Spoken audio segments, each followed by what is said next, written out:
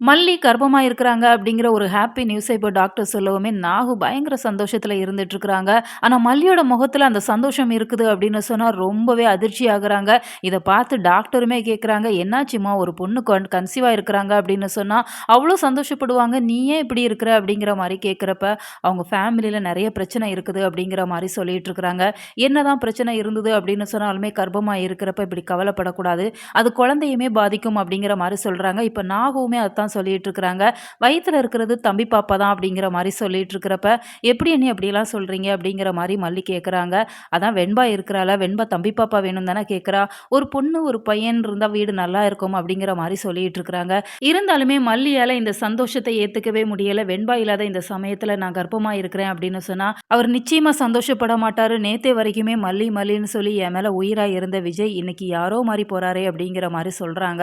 அப்ப நாகு தான் ஒரு வார்த்தை சொல்றாங்க. இப்ப வெண்பா இல்ல அப்படிங்கிறதால தான் விஜய் தம்பி இப்படியெல்லாம் நடந்துட்டு இருக்கிறாங்க.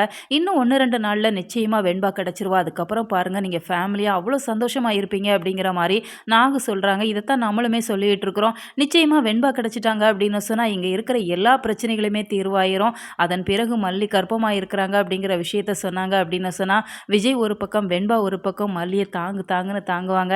ஏற்கனவே மல்லியம்மா மல்லியம்மா அப்படின்னு சொல்லி வெண்பா அவ்வளோ பாசமா இருப்பாங்க. விஜயுமே மல்லிக்காக என்ன வேணாலும் செய்வாங்க அப்படிங்கிறப்ப, அவங்க தரையில கூட நடக்க விட மாட்டாங்க. அந்த அளவுக்கு தாங்க தான் செய்வாங்க அப்படின்னு சொன்னாலுமே, அந்த தருணங்கள்லாம் எப்ப வரும் அப்படிங்கிற எதிர்பார்ப்ப தான் ஏற்படுத்தி இருக்கிறாங்க.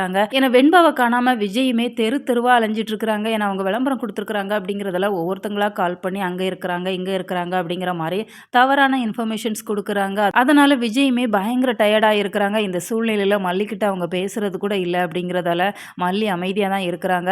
அடுத்ததா இப்ப வெண்பா வீட்டுக்கு வந்தாங்கன்னா மட்டும் தான் இயல்பு நிலைக்கு திரும்பும் அப்படிங்கிறதால, வெண்பா கூடிய சீக்கிரம் வீட்டுக்கு வரணும் அப்படிங்கிறது தான் ரசிகர்களோட விருப்பம். நீங்க இத எப்படி பார்க்குறீங்க? உங்களோட கருத்துக்கள மறக்காம கமெண்ட் பாக்ஸ்ல சொல்லுங்க.